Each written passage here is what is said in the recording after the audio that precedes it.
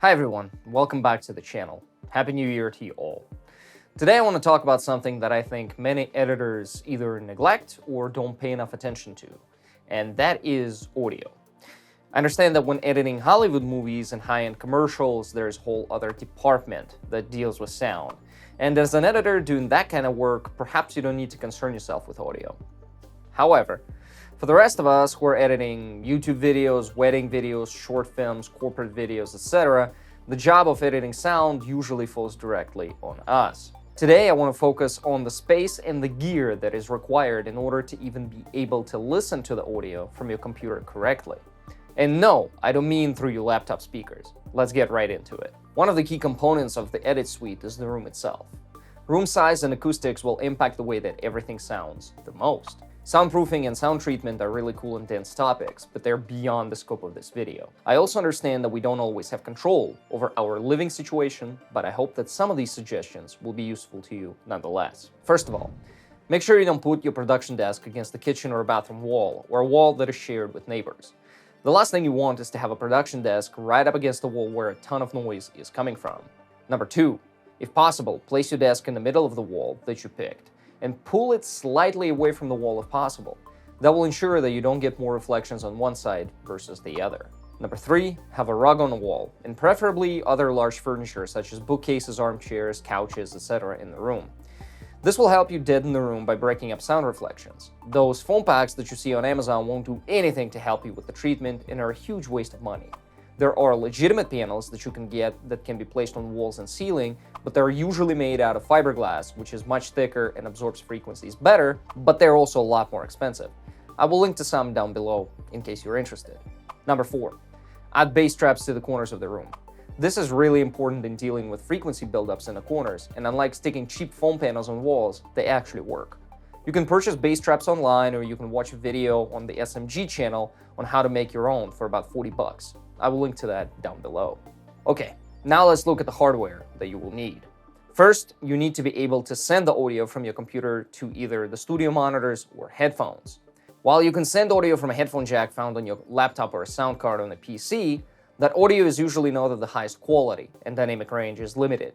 Don't get me wrong, you can work with it, but when it comes to trying to listen to compression, EQ, or getting rid of artifacts, it becomes pretty apparent that you need something that has a bit more dynamic range. This is where an audio interface comes in. An audio interface is basically a sound card that allows you to send audio from your computer to headphones or studio monitors. Audio interfaces range in price from a couple $100 to thousands of dollars, depending on the type of AD and DA converters they have, connectivity, components, brand name, etc. What separates an audio interface from a built-in sound card is the quality of audio conversion. It has a lot more connectivity options, allowing you to route audio to multiple destinations simultaneously. It also allows you to record a real mic with an XLR connector, and it usually comes with useful software that you can use down the line, such as additional audio plugins and routing software. If what I said above was total gibberish, here is the main takeaway. You will need to add an audio interface to your editing setup because it will allow you to hear your audio in more detail. There are so many choices when it comes to audio interfaces nowadays that will work for any budget. Here are some of my recommendations that I have experience with. Number one, Focusrite Scarlett series. I personally used every single Focusrite product in their Scarlett lineup, and I swear by them. The quality and the connectivity that you get for the money is unbeatable. And I also tend to recommend the 2i2 over its smaller brother, the Solo, because of the XLR TRS combo jacks, and it also has two inputs. If you don't care about recording, then you can get the Solo for $119, but I still recommend you stick with Gen 3 because it has USB-C connectivity, and also because, in the case of the Solo, it has quarter-inch TRS outputs as opposed to RCA connectors. Another option is Audient ID14 Mark II for $299. Audient has a proven track record of making quality products, and while I don't have a lot of experience with them, the few times that I used them, they were really good. There are a lot of other interfaces available on the market today from companies like Universal Audio with their Volt series, Motu, Presonus, etc. While they might be really good, I cannot comment on them because I never used them. There are also professional interfaces from companies like RME, Universal Audio with the Apollo series, Apogee, etc.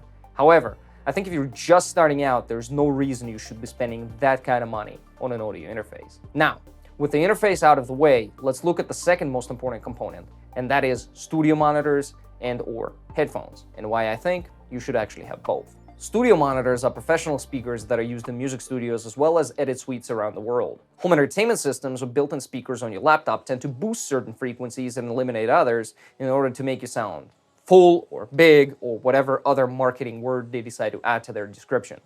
In a professional audio setup, you don't want any frequencies to be boosted when listening to the audio signal. You want a flat response. The reason it's called flat is because the response curve is mostly flat. Certain audio monitors will also allow you to tune them to the room that you are in by providing controls for that in the back. They usually spot a 1/4 inch or XLR connector on the back and are powered. Monitor name will usually include a number, which typically refers to the size of the woofer cone. For example, Yamaha HS5 that you see behind me has a 5-inch woofer, Yamaha HS7 7-inch woofer, HS8 8-inch woofer, and so on and so forth. However, when it comes to studio monitors, bigger is not always better. The size of the monitor you need is determined by the room size.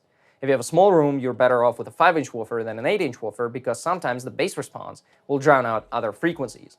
And if your room is not treated, that will allow all those frequencies to build up in the corners and other places and distort your perception of the audio.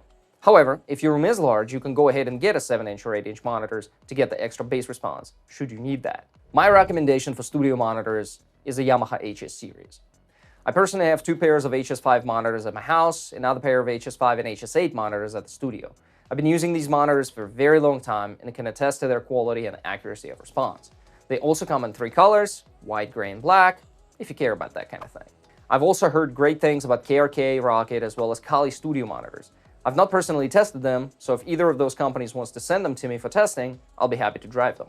Another thing I want to say is that there are a lot of much more expensive monitors out there on the market, but again, if you're just starting out, there is no reason for you to spend that kind of money. Now let's talk about headphones. Having a good pair of headphones is essential when building out an edit suite.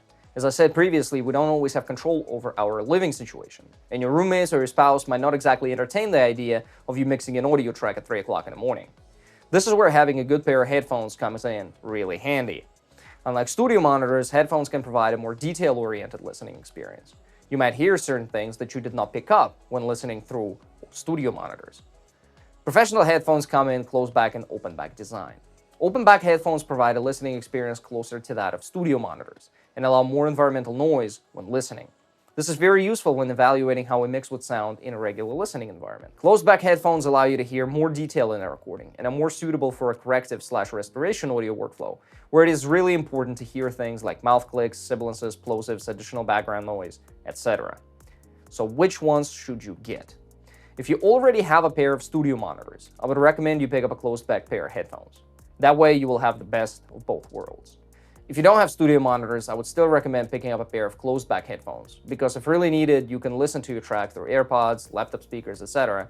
that will still allow you to evaluate how a mix would sound to 99% of people. Not ideal, but it will work. The brand of headphones that I cannot say enough nice things about is Beyerdynamic. I've been using their headphones for several years now, and they're incredible. These headphones are also used by professional music studios, sound mixers, and all sorts of other audio professionals. Not only are they really comfortable, which makes long listening sessions easier, but they also have really high quality drivers in them, which allow me to hear all of the nuances in the audio track. The model that I use a lot is DT770 Pro. They make 80 ohm and 250 ohm versions of these, but keep in mind that you need a pretty decent headphone preamp to drive them. But most audio interfaces should be up to that task. Beyerdynamic also makes open-back design of these headphones. Okie dokie. Now that we have covered all the fun stuff, let's talk about a few minor things that nevertheless are important. And those are monitor stands. Certain monitors, such as Genelec, come with a built-in monitor stand, but most monitors do not. The reason having a good monitor stand is important is because it allows you to have more precision on the directionality of the monitor, which will impact how you hear things. Ideally, you would have the monitor facing a 45-degree angle towards your ears. Monitor stands also allow you to limit the amount of vibrations coming from your desk into the speaker and vice versa. They can also save you some space on your desk and make your setup look cooler if that's what you care about. I've used traditional stands from Gator Frameworks because they can be clamped onto the desk, which saves me space, and they can be tilted and panned into whatever position I need. Another company that I use is called ISO Acoustics, and their stand design is a bit different, relying on rods to angle the monitor stand instead of twisting a knob, as is the case with Gator Frameworks. Ultimately, it is up to you. If you want to save some money, you can always just put your monitors on top of books, or you can get some of that acoustic foam from Amazon and use that as a pad for your monitors. which is acceptable in this case. The choice is ultimately yours. Finally, what you need to make everything work together is cables.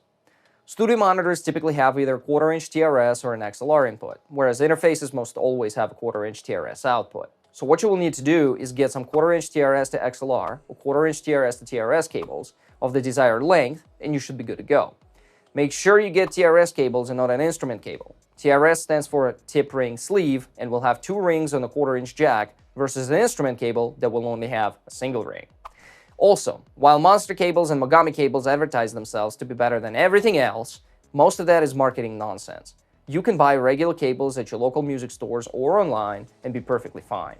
Don't go completely cheap because some of those cables can have static and interference problems, but middle ground should have you covered.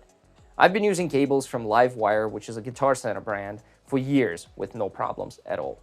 Thank you all very much for watching this quiet long video. If you have any questions about anything related to video production or sound, please all those questions in the comments down below. And I will see you all in the next one.